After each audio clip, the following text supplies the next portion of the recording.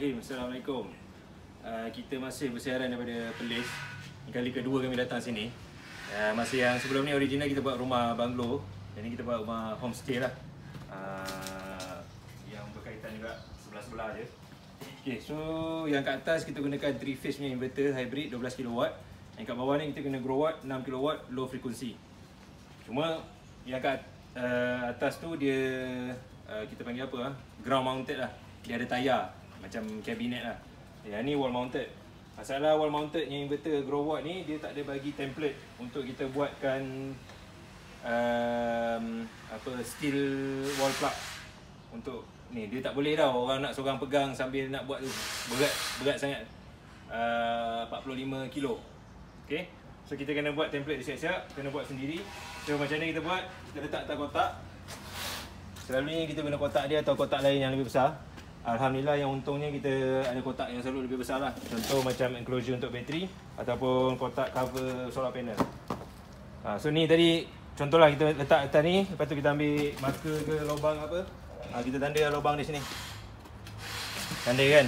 So ni yang dah siap. So ni kita dah siap dah. Ada 6 lubang. So kita tahu betul-betul dia punya ukuran dia.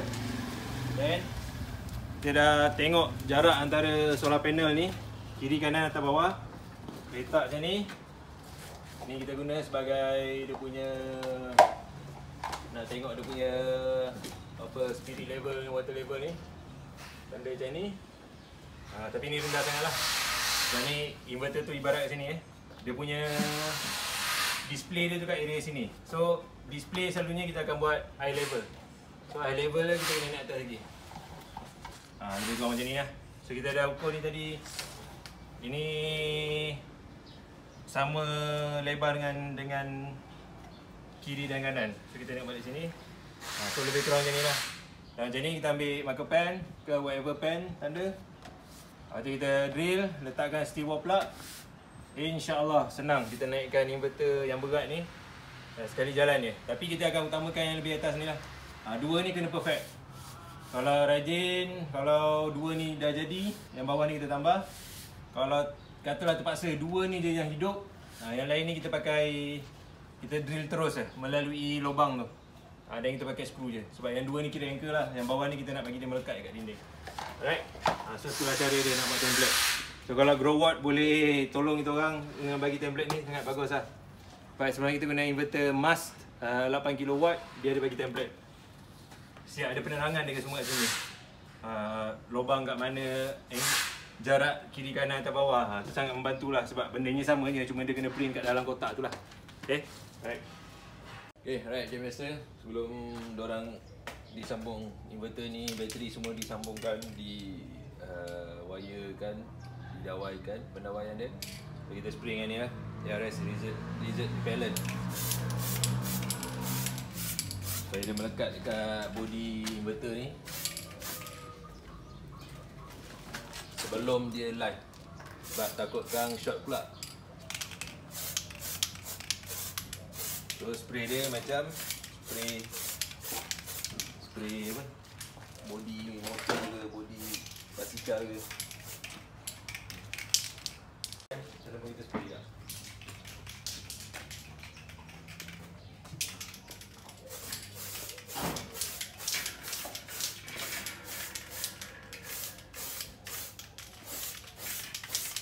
Dah selesai.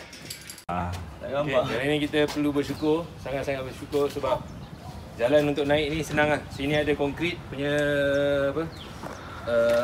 Concrete slab. Bumbung dia pun mudah. Tak perlulah nak skylift ke. Harness pun dulu je ke. Tak kenal. Come on lah. Tak kenal.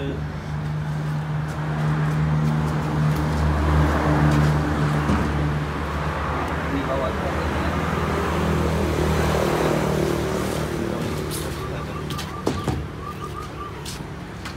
Ini bodoh. Balik situ dulu.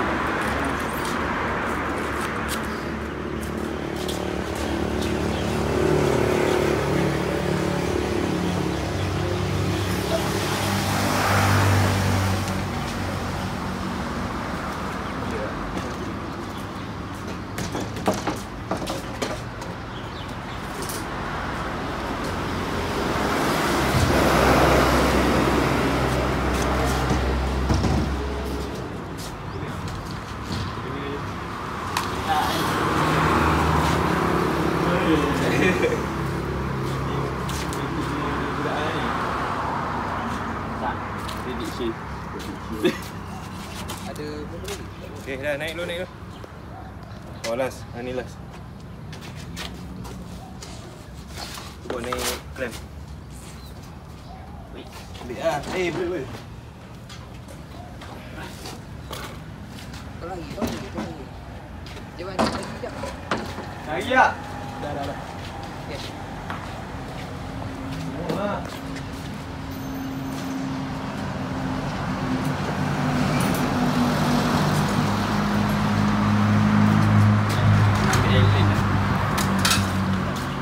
Alen mana Alen?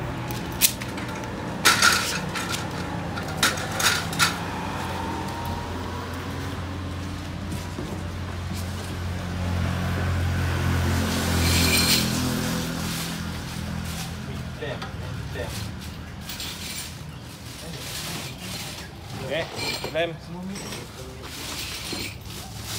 Okay, so tu wire-wire kita dah siapkan. Untuk siap rumah kita ada 9 keping panel, 3 series, 3 parallel. So 3 ni kita akan serieskan. Lepas tu kita akan cantumkan. Akhirnya akan ada 2 wire turun ke bawah lah. Cuma kena pastikan yang 2-in-1 tu boleh membawa M yang diperlukan.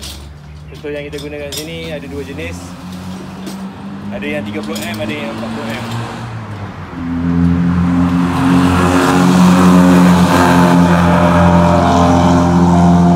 Bila dia dah cantum tu, dia akan pergi pada lebih kurang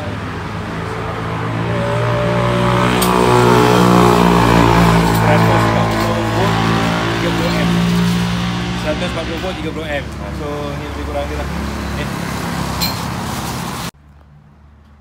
Okay, ni contoh pemasangan inverter, breaker dan bateri yang hampir siap. Yang kotak kat tepi ni kita letak BMS. Ada tingkap dia sekali untuk pengudaraan dan untuk kita nampak active balancer punya status. So kalau ada banyak lampu tu maknanya dia tengah nak balancekan lah. Right, contoh dah siap. Enclosure ni kita pakai 800 darab 600 darab 200 mm. Okay, kunci dia diubah sikit. Kunci asal dia dekat sini. Kita tutup ke jaring. Dan kita buat ke kanan sikit sebab dia duduk dalam laluan bateri. Okay, and then wire solar panel akan diturunkan daripada atas. Ini contoh sistem enclosure bateri yang masih terbuka lah. Ini susunan bateri dia.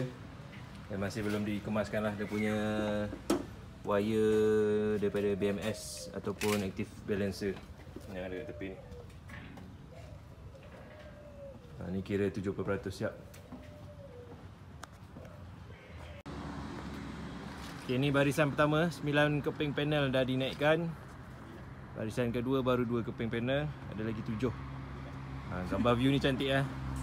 Ni yang sini yang baru kita buat, yang hujung sana tu kat banglo yang minggu lepas kita buat. View cantik lah. Panel solar saja. Okay, ni pemandangan daripada jauh lah. Okay, ni pemandangan yang boleh kita nampak 2-3 jenis pemasangan. Macam yang baris ni, 2 ni untuk 2 rumah. Baris di ujung sana tu di puncak, itu untuk rumah banglo. Juga dipasang barisan solar. So, bila dah tengok dah naik macam solar panel ni, rasalah kepuasan hati tu.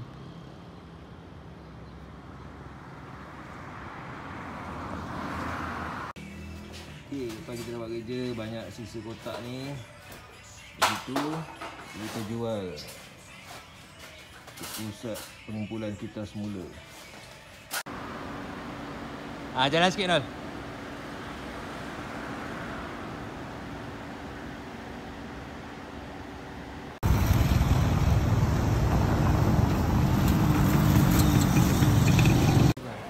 Okay, so kita dah selesai kerja kat Perlis.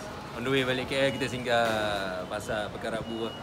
Antara barang kita cari makanan lah, dodol, kuih-muih, snack dan sebagainya. So salah tu dodol, dah dapat dodol, kita nak cari kasam lah buat sebagai buatangan balik ke KL. Dodol dia panas-panas lagi. Makan kat sini sedap kot, bila dah balik dah kurang lah panasnya. Okay, alright. So ni bateri kita dah jadikan dia 2 set. Asal ni sistem 1 set lah. Kita pakai enclosure. Lepas tu dah ada buat sangkar. Bahkan ada nak jadikan 2 set, kena pakai 2 enclosure tapi tak muat lah dalam ni. So So kita buatkan dua bateri ni, kita gunakan sangkar, reinforce balik tiang dekat bawah ni. Kali ni agak special untuk kita sebab kita pakaikan Daily punya BMS. Boleh nampak kat situ, kiri dan kanan digabungkan dengan active balancer. Ni semua standard in system lah, 6 kW punya inverter. Panel kat atas ada 9 keping darab 400 dalam 3.7 kW. So kita dah siapkan ni lah. Ni kita letak papan supaya dia jadi insulator. Satu trik. Okay, baik. Assalamualaikum warahmatullahi wabarakatuh. Dan hari ni alhamdulillah selesai sudah kami pemasangan yang kedua. Pemasangan yang kedua, silap bateri set yang kedua. Kenapa saya cakap set yang kedua? Sebelum ni kami dah pasang satu set bateri. Tapi disebabkan load terlalu tinggi, bateri tak dapat support satu set. So bateri pakai dua set baru dia boleh support dengan betul lah. So dekat place yang ni set lama lah kami dah pasang. 48 volt tambah lagi 48 volt. Inilah. So kat sana pun kami dah pasang, dah settle. Ini yang set yang kedua lah. Tapi bateri dua set, 48 dengan 48. Okay, terima kasih. Okay, kenapa kami tambah bateri ni? Kenapa diperlukan kena tambah bateri ni? Inverter 6 kW. So kalau dia full blast 6 kW pada 48 volt, dia akan sedut dalam 100 ke 120 amp. Yang mana BMS ni tak boleh supply lah. BMS pun boleh 100 amp je. 100 amp pun dia dah terbatuk-batuk dah, menggigil-gigil lah. 80 amp pun dah panas sangat dah BMS. So maknanya memang tak sesuai lah. Kalau betul-betul inverter 6 kW nak guna betul sampai 6 kW, bateri memang kena, bateri bank kena at least ada 2. So BMS yang digunakan boleh menampung 200 amp. So kalau guna 100 amp tu dia sedang-sedang je lah.